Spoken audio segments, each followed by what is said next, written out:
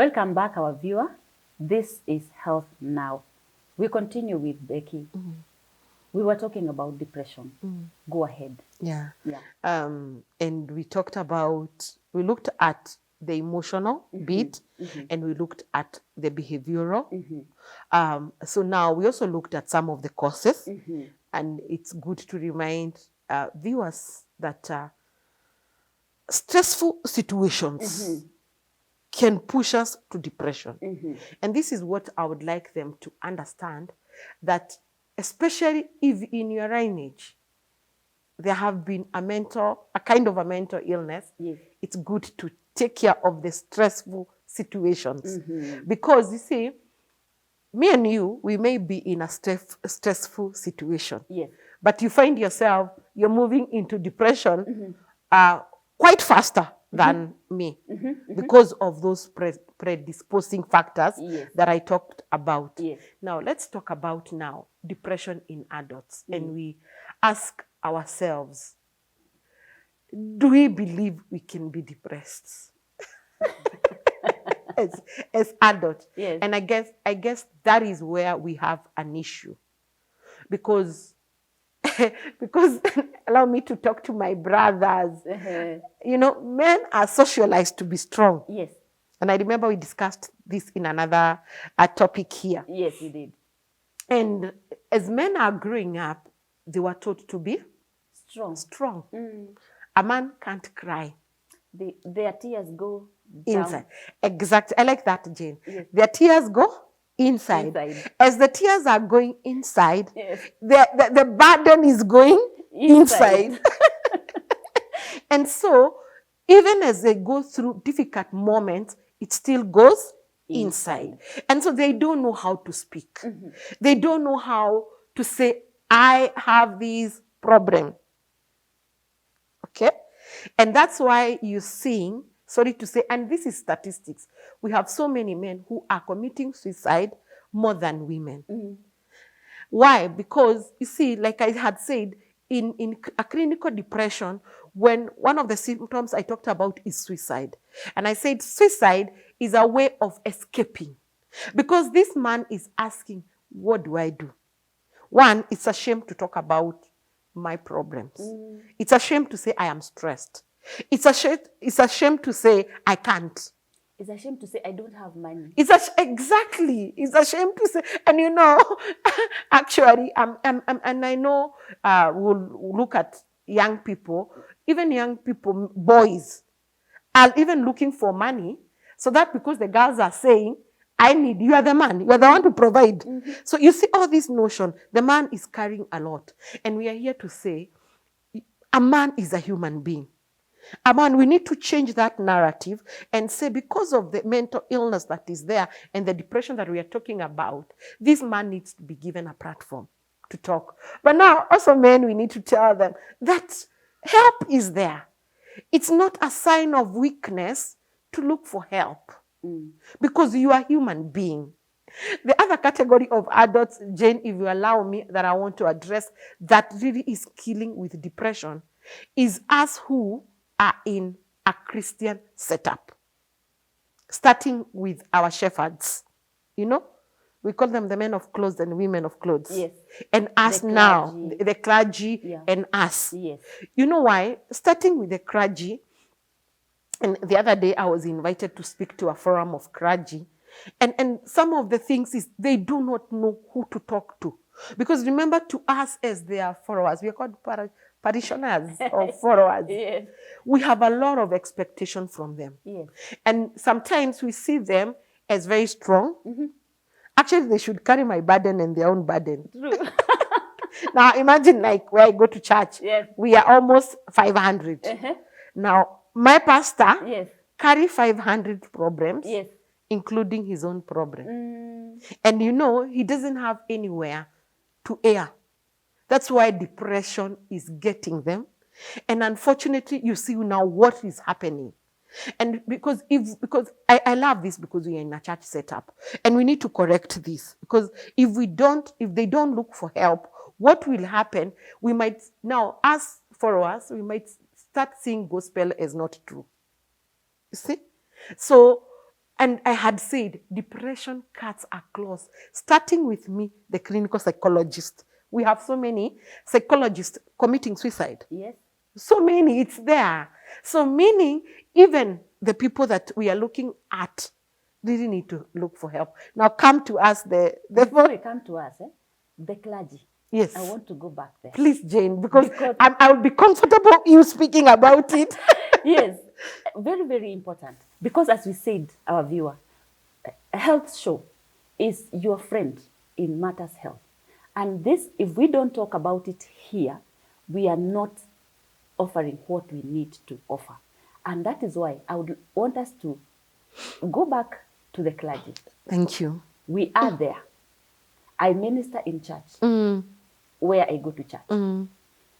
And what I have seen also in my practice, I have interacted with the clergy, leaders of all levels, and have had issues. There's one that had called me to talk about stress management among elders in a church.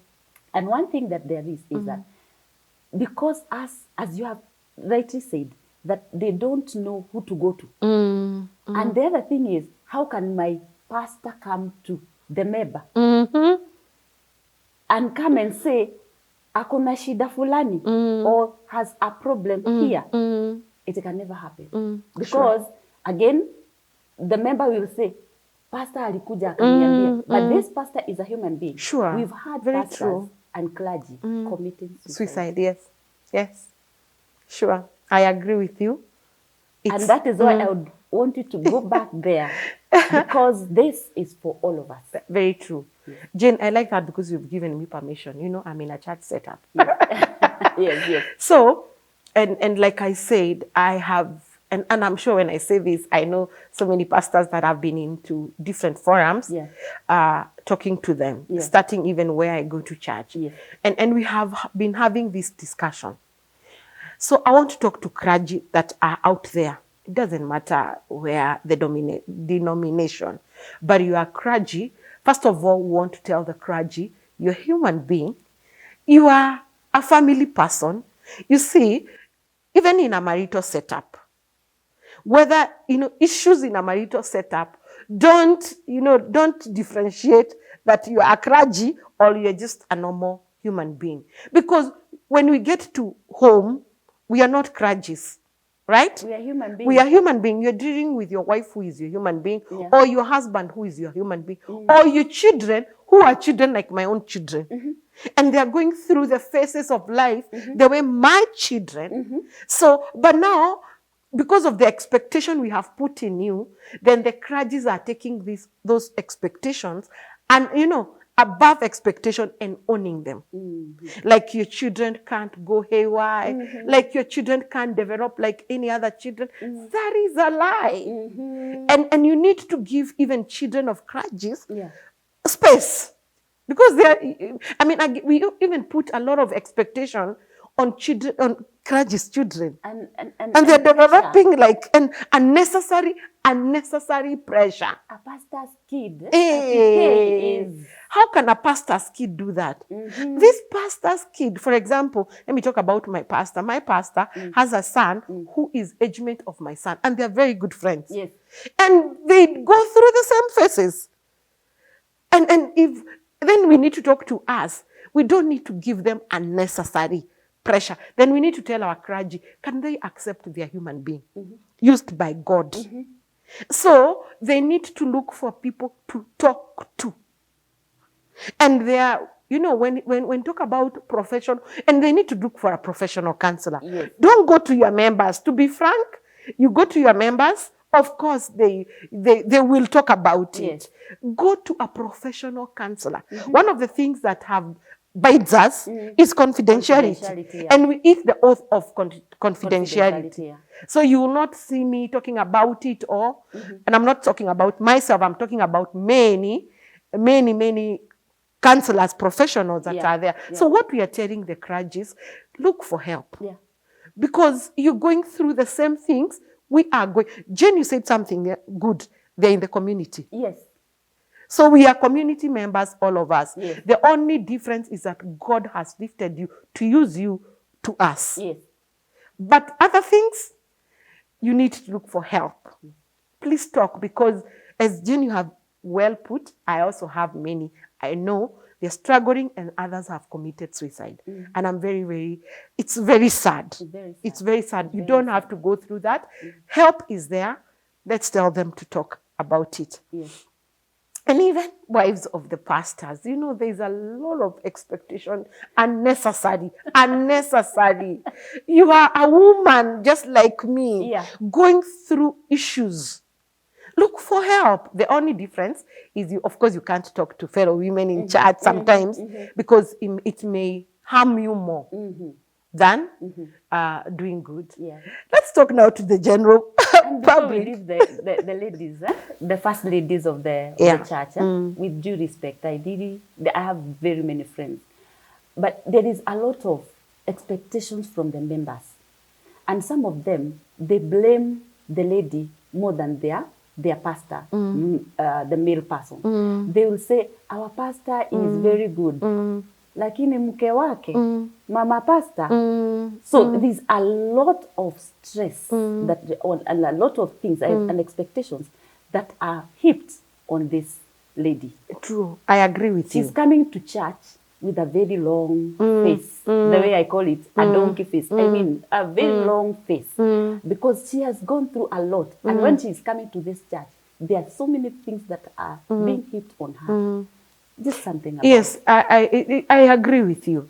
Maybe this is a topic we'll do. It's a whole range of, because you see, this pastor's wife, you call them the first lady, yes, is a woman. Yes.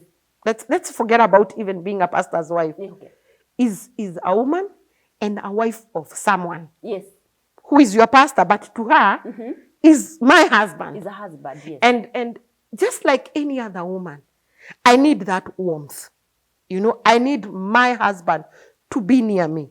I need to discuss issues, not with my pastor, with my husband. And I need even to be romantic with my husband, not my pastor, my husband. Yes. And I just need to be a girl. I need to be just a woman. But now, sorry to say this, with all due respect, now I'm here seated because my husband is also carrying a lot, who is your pastor. I see all of you hugging him. Remember, I'm a human being. Let's not shy away from that. True. Everyone is hugging him, very warm, you know, to him. And I'm like, okay, my space, where will I get my... So how do you want me to behave? You know? Yeah. It's very normal. And we are so excited out there. You know, Dad, what? But now, when we are both of us, there is no that. How do you expect me? Mental illness start creeping. That's why I am sad. I'm not happy. Because I am supposed to be pastor's wife, behave like pastors, but I'm a human being. I am a wife. I am a wife. Yes. I am a human being. Thank you so much. I am Jane. I am Becky. Yes. Married to so-and-so, yes, who happens to be your pastor. Yes. So I want him to be the man I married. I didn't marry a pastor. It's only now. That is a calling. Let me tell you something. I probably share with our viewers. When I was praying for a husband, long time ago, I actually said, without knowing what I was talking about, that I would never want to be married by a pastor. I had my own reasons because of the way I see that they are going to preach many places. I'm brought up in a PCA church, and you know that mutaratara. So I was like, see, these other Pentecostals, the pastors go places, they leave their homes, and so I was saying, I don't want to be married by a pastor. So now those are some of the things also that probably will bring about even depression. Depression, yeah, true. Yeah, it's a lot, and maybe we'll have a topic on that. It's a lot in church, and then we want to tell us adults, that seeking for help. Yeah. As much as I'm born again, it's not a sign of weakness. It's not an absence of faith. Yes. It's not, because that's what is eating us. Does not say that I'm not praying. Because I'm a human being. And this is what I'm telling adults in a Christian setup. You'll go through depression, but because you fear to be judged. That uyo akona depression, kwani haobangi, Hana kwani faith. hana faith. Yes. So those are some of the hindrances that are making us get depression in church, commit suicide in church, you know, or do other things, even backslide. And that's why you're seeing there's a lot of usage of alcohol in church, sorry to say. Because you see, I have pain, but I don't know who to talk to in church. Because if I say I'm struggling with this, how will Jane look at me? I thought you are born again. How would you struggle with this?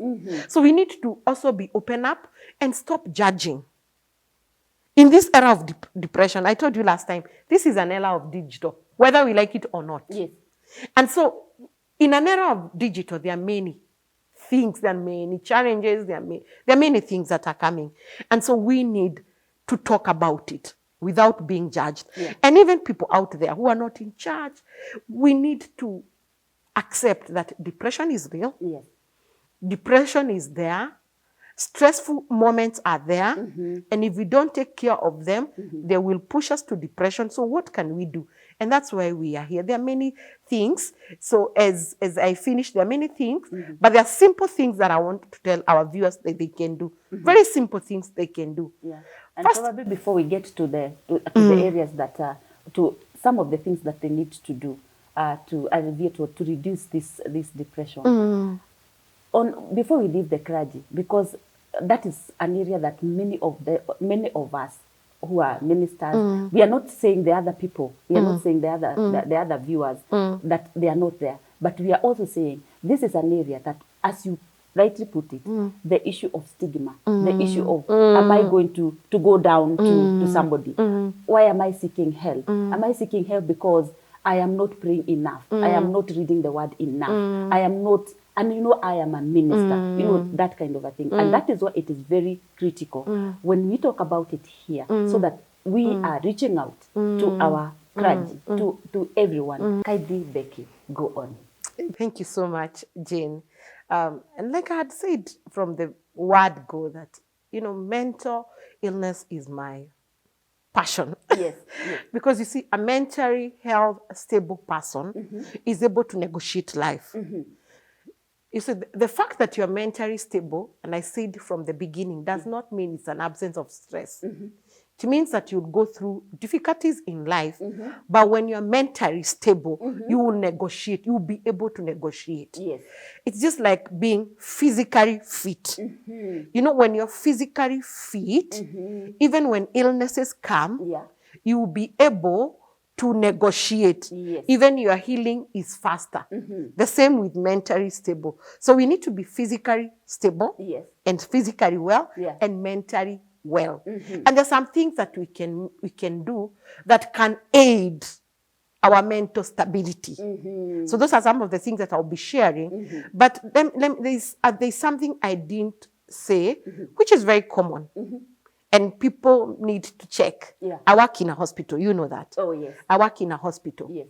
And I want to shock you that, and this is a research done, and of course I have seen, more than 50% of the illnesses that are taken to the hospital, their prognosis or their diagnosis, or let me use a simpler English, their genesis are related to stress. In other words, what am I saying? I'm saying majority of illness that we have, if we are able to deal with depression, they will go down. In most cases, you would see, you go to a hospital and there are illnesses that we call psychosomatic illnesses. Psychosomatic illnesses, and I'm sure majority of people have been there. Na lugha ya roko mwananchi ni magonjwa ya hapa na pale. Yes. Leo ni kichwa, mgongo, mguu. Ukienda hospitali daktari anakuambia, hata tukikupeleka lab hatuoni. Hakuna kitu. Because what happens, like I had said, you go through a stressful situation. It prolongs. So what that depression or stressful situation does, it alters, the way you fight with diseases. So that mechanism is reduced. Because you see, it starts with the brain. Yes. The brain sends a message to the body. Things are not good. So you're not able to fight this. It weakens the whole system. Yes, the immune system is weakened. Yes. So that means when you have weakened your immune system, you are always fatigued. And when you're fatigued, you are always sickly. You know the way women, we are all, and some people, you always have this headache, extra Panadol, you know, all those self-medication medicine. Yeah. Because me na umangwa, even some of these illness like gastritis, kale kaugaja wa mama wanapenda kusema, kuna kitu inakujanga hapa, that here nasikia hata sikunywangi nini sikunywangi. Actually all that is a symptom of stress. Yes. So if we are able to reduce stress, we are able to reduce depression. And in return, as a result, you will be physically well. Yeah. So viewers, if you forget anything, remember the sicknesses. If we need to reduce them, we need to be mentally stable. So what do we need to be mentally stable? And some of these things, I know we are in Africa. Let me give you a story of my mom. 2 or 3 years ago, she got ill. She fell ill. Yes. Now, the doctor said one of the things that she needs to do is exercise. So we sat down with her. Yes. And I told her, you know, Mom, what? You will be moving from here to our shopping center and coming back 3 times. Yes. She was like, huh? You want people now to take me to Madani? I've gone mad. Now when people see me walking up and about. So that's why I was saying some of the things that I want to say. I know we are African, we don't embrace. And I remember my mom bringing a lot of issues that I can't walk. You know, women in this area will think I've gone berserk, walking aimlessly. And then when it is like that, so-and-so's mother. Yes. So-and-so's mother. Yes, she's mentally ill. Yeah. Because one of the things I want to tell viewers, remember, we want to make our mental stability. Yes. Is exercise. Yes. Exercise, that's why I was giving you the story of my mom. Yes. Exercise, you don't have to go to the gym. You don't have to pay to the gym. I know Africans, we don't embrace exercise. Very rarely. Very rarely. Yeah. And you know, exercise is within us. You know, that walking from my mom's place to the shopping center is enough. You walk by yourself, or you can look for someone who can walk. You can walk 2 times, in the morning and in the evening, because that really helps the brain. So if you're carrying a difficult situation and you're walking,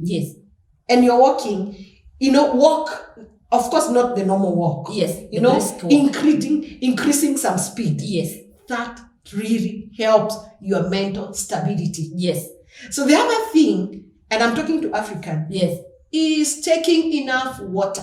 You know, water is therapy. Because I'm giving some of the affordable solutions that can aid. Yes. Probably these are just some solutions that can help, but there are other solutions, like you have to go to the hospital, get diagnosed. Yes. Some of these depression needs medication. Others need therapy, just like that. Yeah. But I'm also giving some of the things that can help us. The practical day to day, you know? Mm-hmm. And again, walking or exercising helps you to release the dopamine. Dopamine is among the neurotransmitters I talked about. Yes. Serotonin. Because we need, when you're going through stressful situation, those neurotransmitters, I said, they are eaten slowly by the stress. Yes. So we need to bring them back. Yes. And I'm giving practical solution to bring them back. I said walking, on exercise, you can do any kind, even in the house. Yes. Those who are advanced, we have the internet. Yes. YouTube has very nice exercise that you can do at home. Yes. If you don't have internet, don't worry.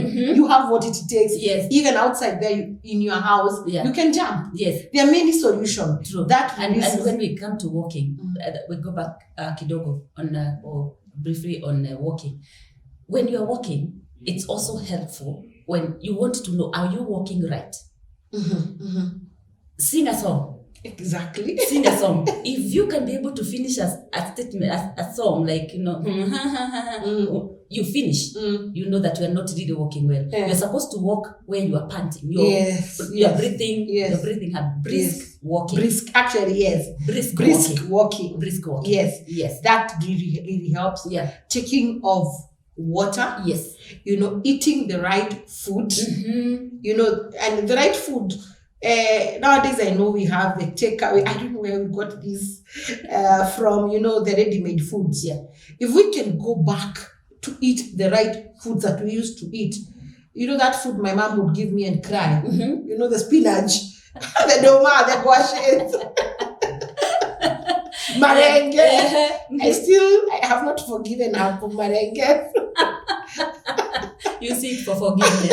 I keep on reminding her. But you see, they knew what they were doing. True. Because those were the right food. Yes.